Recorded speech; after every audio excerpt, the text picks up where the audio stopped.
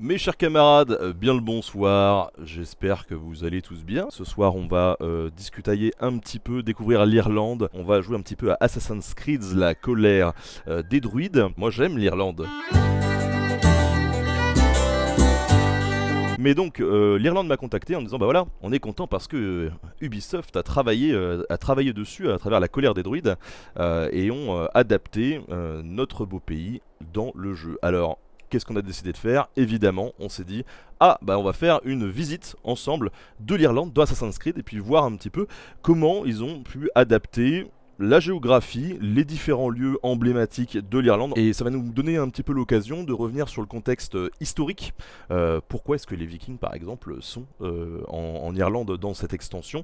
Bah, on va essayer de creuser un petit peu l'affaire ensemble, hein, quand même. En tout cas, ce soir, pour parler de l'Irlande et d'Assassin's Creed, j'ai la chance de recevoir deux camarades. Deux camarades de chez Ubisoft. Dans un premier temps, donc, on a Hugo Sauquet, qui est Associate Narrative Director avec mon super accent. Bonsoir Hugo. Bonsoir. Et on va recevoir aussi Marco Maresca qui est World Logistic Designer. Bonsoir Marco. Bonsoir. Alors déjà, il va falloir, il va falloir nous préciser un petit peu ce que c'est que ces postes, parce que du coup, qu'est-ce que ça veut dire Associate Narrative Director, mon cher Hugo? Alors, l'associate narrative director, c'est la personne qui est chargée en grande partie de créer l'univers, les personnages et du coup recréer l'ambiance historique par le scénario. D'accord. Et toi Marco? Donc moi je m'occupe principalement du contexte historique, donc je m'assure que le contexte historique soit respecté le plus possible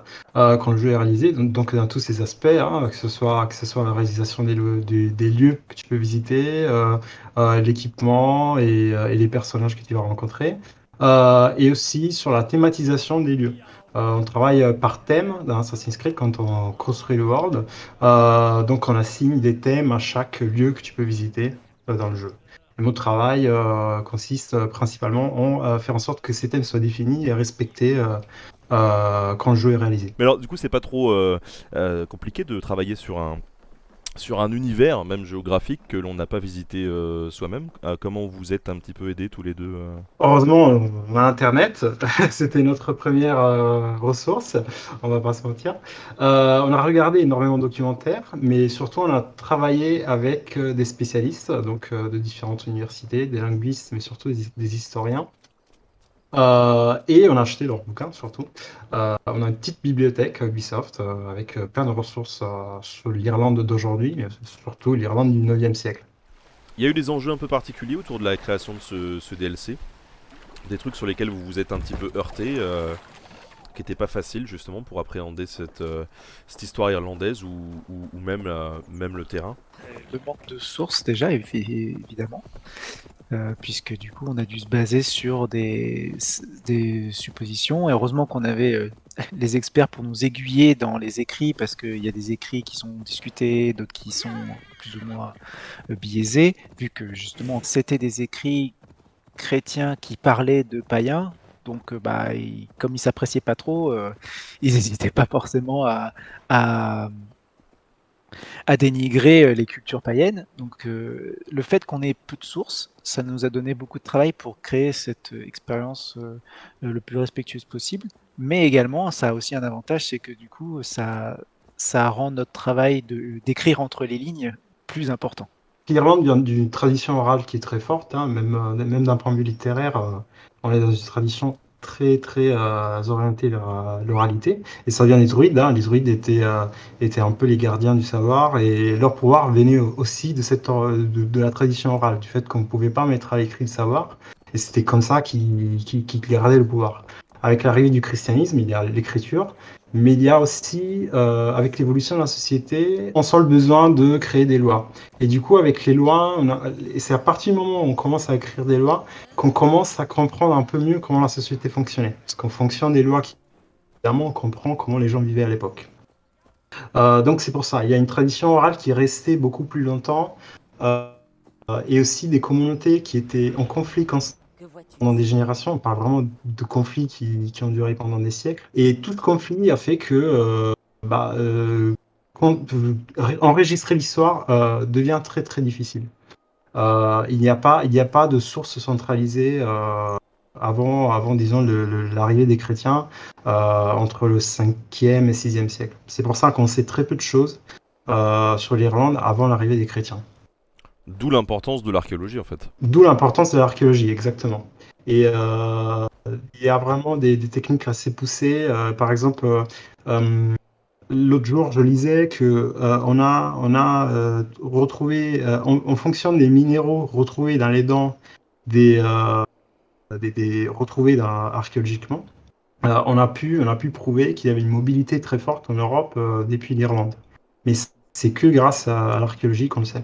Mais du coup, vous avez travaillé vraiment sur quelle source alors pour le DLC s'il y a que l'archéo. À partir du moment où les chrétiens arrivent en Irlande, donc à partir de Palladius et Saint Patrick, on commence à avoir déjà des textes hagiographiques donc qui racontent la vie des saints. Saint Patrick a écrit des confessions et on apprend beaucoup de choses sur la société irlandaise de l'époque, en tout cas la société pré-chrétienne. Après, on a, comme je dis, des textes légaux qui commencent à se créer. Et ça, c'est vraiment la source principale pour l'Irlande, pour comprendre comment la société est construite. C'est les lois qui évoluent régulièrement et qui sont d'ailleurs mises à jour généralement lors des assemblées comme celle qui a lieu à Tara dans le jeu. Et au-delà de ça, on a aussi beaucoup de littérature. Donc la littérature, c'est toujours à prendre avec des pincettes parce que, enfin, on a tendance quand même à donner un caractère mythologique aux personnages et aux lieux et aux événements. Mais la littérature, au moins, nous raconte l'air du temps, comment les gens étaient habillés. Donc c'est plus des détails qu'on peut plus retrouver à travers l'archéologie. Mais c'est des détails euh, dont, auxquels on peut faire confiance. C'est par exemple le style vestimentaire. Ou alors, quelles étaient les habitudes lors d'une fête? Qu'est-ce qu'on faisait? Qu'est-ce qu'on buvait? C'était quoi qu'est-ce qu'ils faisaient les bardes pour entretenir les rois, etc., etc. Les Vikings, ça leur a pris un peu de temps pour comprendre que les bouquins, ça avait une valeur, mais quand ils ont compris ça, ils ont commencé à soit les rançonner. C'était en vrai l'activité la plus prolifique, c'était de voler des manuscrits puis de les rançonner, de se faire payer pour les restituer, soit les revendre en fait. Mais c'est aussi grâce aux Vikings, en fait, ce qui est marrant, c'est que ces manuscrits deviennent célèbres en Europe, parce que les Vikings, en faisant du commerce d'objets produits en Irlande, bah, ils rendent en quelque sorte l'Irlande célèbre dans le reste de l'Europe. Et c'est donc en partie grâce à eux que les, les membres du clergé irlandais deviennent très célèbres, très demandés en Europe, en tant que consultants royaux ou en tant que hauts membres de l'Église romaine. C'est vrai qu'on manque de sources, comme je disais tout à l'heure, on manque beaucoup de sources sur l'Irlande celtique. Mais c'est parce que on revient toujours à la question de la romanisation. Euh, N'étant pas romanisé, bah, on en parle très peu de l'Irlande. Et c'est à cause de ça qu'on sait très peu de choses sur ça. Mais inversement, on sait beaucoup de choses sur les lieux qui ont été colonisés par les Romains, mais en même temps, les sources ne sont pas toujours fiables. Parce qu'elles ont été écrites par les Romains. Évidemment. Tout comme les sources sur la mythologie nordiques ont été écrites par des chrétiens, hein, je vous le rappelle. D'ailleurs, on pose souvent, on revient souvent sur les manuels de Snorri Sturluson en disant voilà, c'est la référence pour les mythes nordiques. Faut pas oublier que avant d'être un recueil de mythologie, c'est avant tout un manuel pour les skalds, pour les poètes en fait. Hein. Snorri c'était un historien, mais c'était aussi un homme politique. Et le fait est que l'Edda, le fameux Edda en prose, c'est un manuel pour les poètes, pour leur apprendre à maîtriser un univers, des codes de langage, pouvoir s'exprimer à travers ce langage de la poésie pour raconter des histoires, de nouvelles histoires d'ailleurs, empreintes de christianisme. Moi j'ai envie de chanter au sole mio, mais c'est pas trop la région. On était un peu en retard sur les AC. Il fallait venir il y a 10 ans. Oui, On a nous une image à travers toutes les productions audiovisuelles qu'on a pu voir, ou même certains voyages enfin moi j'ai un souvenir effectivement étant gamin d'une Irlande très verte, et c'est vraiment la couleur quoi de l'Irlande. Est-ce que c'était le même climat à l'époque? Alors oui, en effet, c'était extrêmement tempéré. Ce qui est marrant, c'est que Tacite, quand il décrit l'Irlande dans ses textes et dans sa géographie, il appelle l'Irlande, enfin, l'Irlande, désolé pour la glanche, j'habite dans un monastère irlandais, il appelle l'Irlande Hibernia pour définir une terre qui est très froide. Et en effet, les Romains pensaient que l'Irlande était extrêmement froide, alors qu'en fait, elle est beaucoup plus tempérée que la Bretagne ou que le reste du nord de l'Europe. Et à l'époque, en effet, c'était extrêmement tempéré. Et c'est dommage qu'il y ait de la pluie, parce que la pluie est très rare dans notre expansion. À travers la pluie perce le soleil, regarde. Mais oui, c'était très tempéré, et ça faisait que les forêts poussaient beaucoup, mais en même temps, il y a eu aussi une forte déforestation à cette époque. Du coup, on a choisi de faire une Irlande qui a beaucoup moins d'arbres, comme c'est déjà aujourd'hui. Il y a des régions qui sont encore riches en termes de forêt, mais à cette époque, la déforestation est un vrai problème. Et petit à Et- petit, les marais ils bouffent un peu toutes les forêts, les marais qui sont une ressource hyper précieuse pour les Irlandais. Et donc, il y a ce problème, il y a pas beaucoup de bois en ce moment. C'est un problème ça qui est lié à on va dire à l'utilisation du bois à l'époque d'un point de vue local, ou c'est un problème qu'apportent les Scandinaves? Non, les Scandinaves ont eu un impact très faible en fait sur l'écosystème. C'est plus un mélange d'utilisation pas responsable, on va dire, des ressources. Et en même temps, en fait, les marais étaient beaucoup plus, en fait, étaient en pleine expansion à ce moment. Et en plus, ils étaient une ressource précieuse pour les Irlandais. Donc c'est petit à petit, c'est comme ça que le landscape il a changé graduellement. Et vers la fin du Xe siècle, la déforestation devient un problème majeur pour l'Irlande. On va prendre un petit peu le corbeau, on va prendre un petit peu de hauteur. On a Mabarbs par exemple qui nous demande je suis curieuse de savoir si la langue irlandaise a été utilisée dans le jeu pour les lieux, des persos, des artefacts, etc. Ah oui, Alors, oui, tout à fait. Et d'ailleurs, à Dublin, je sais pas si on peut entendre, mais il y a justement les deux langues qui sont là. Donc, il y a le vieux norse et l'ancien gaélique irlandais qui sont parlés. Quelqu'un va oser boire avec moi?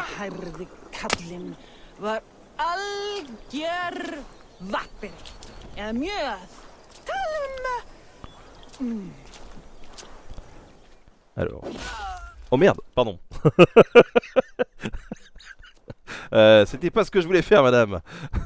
Elle est morte en irlandais, vous l'avez vu. Vous l'avez vu. Cette extension, elle s'appelle quand même La colère des druides. Pour rien vous cacher, c'est vrai que quand on a préparé ce live, on s'est dit, alors les druides en Irlande à cette époque-là, est-ce que c'est pas un peu tiré par les cheveux? Voilà, donc quelle logique narrative vous avez mis derrière ça, et concrètement, c'est qui les druides sur le sol irlandais là? C'est tout à fait vrai. Effectivement, historiquement, les druides s'étaient probablement reconvertis depuis un moment, puisque l'Irlande était déjà en forte christianisation. Et les druides, en tant que métier comme on les connaît, s'étaient eux reconvertis dans la société en tant que juges, en tant que poètes, donc des métiers haut placés. Mais cependant, donc, il y avait effectivement plus de métier officiel de druide. Là où on amène une petite touche de créativité, c'est qu'on dit il existe encore des druides, mais qui vivent beaucoup plus cachés et en marge de la société. Et notamment les enfants de Danu, qui eux ont formé justement une société secrète qui est un peu à l'image de l'Ordre des Anciens en Angleterre, qui vise à manipuler et à contrôler le territoire dans le monde. On a fait des épisodes sur les druides sur la chaîne, je vous invite à aller les voir, un de ces quatre. Mais druide, ça peut regrouper énormément de choses, hein. En vrai, c'est vraiment une appellation qui recouvre énormément de pratiques. Ce qui est sûr, c'est que c'était à un moment donné une fonction qui permettait en tout cas de pouvoir s'exprimer assez librement. Et qui s'exprimait librement détenait aussi du pouvoir. Et c'est ce qui fait que, alors, on en discutait tout à l'heure en off, les Romains ne sont pas allés jusqu'en Irlande, mais dans une bonne partie de l'Empire romain, les druides ont été mis au banc justement parce que ils représentaient pas un contre-pouvoir total, mais en tout cas, ils dérangeaient. Voilà, ils voulaient les faire taire. C'est beau, hein, franchement, depuis tout à l'heure.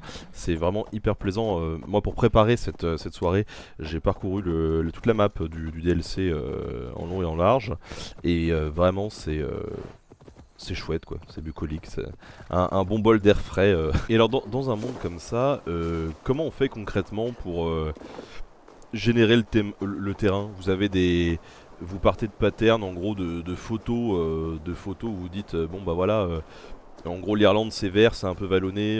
Là, cette région, il y a un peu de cailloux, on va en mettre. Ou vous vous inspirez vraiment de sites que vous essayez de reproduire de façon assez fidèle d'un point de vue topographique?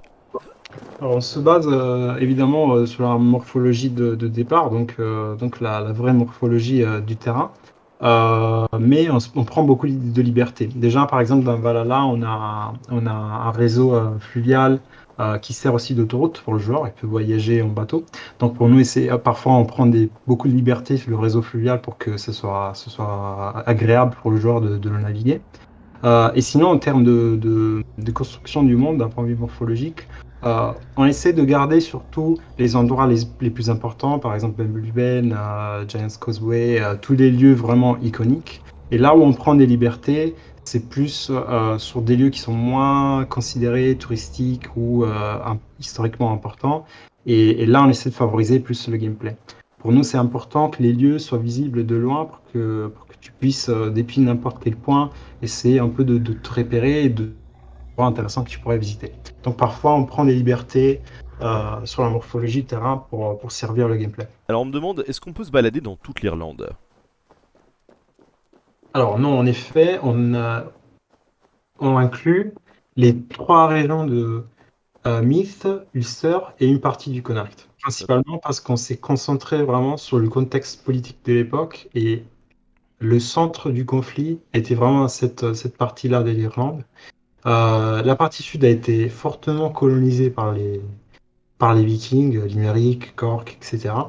Et donc c'est une zone où les Vikings ils sont plutôt posés en ce moment précis de l'histoire. Et c'est plutôt là où il y a la plupart des conflits. Entre notamment la famille, comme on avait dit tout à l'heure, des Southern et Northern O'Neill. Une des spécificités aussi d'Assassin's Creed, mais ça depuis maintenant pas mal de temps, c'est de mélanger aussi la mythologie ou les croyances locales au jeu. On l'a vu dans Origins, on l'a vu dans Odyssey, on le voit dans Valhalla. Dans ce DLC, c'est aussi le cas. Vous avez beaucoup puisé dans le folklore irlandais. Le folklore irlandais étant tellement riche qu'évidemment on peut pas parler de tout, et il a fallu faire des choix, et notamment on parle beaucoup de la Liafol, qui est la pierre de Tara, et il y a un mythe intéressant autour de cette pierre, qui est que en gros elle criait ou elle chantait quand le roi légitime d'Irlande la touchait. Et elle a effectivement une forme dans le DLC qui est différente de sa forme qu'on connaît.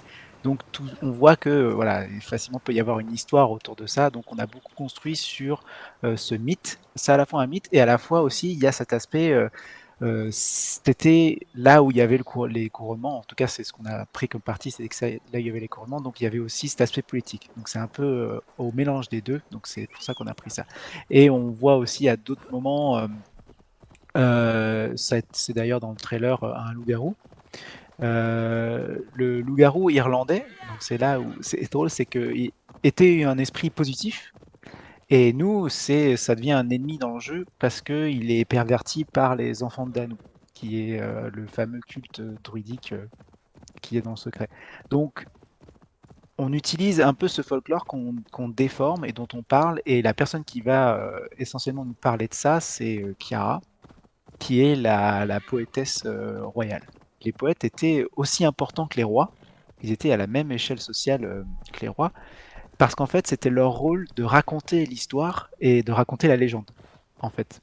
Et donc forcément, si tu te fâchais avec un poète et que lui, il écrivait partout qu'en fait, t'étais un gros nul, bah finalement, ta vie, elle était foutue.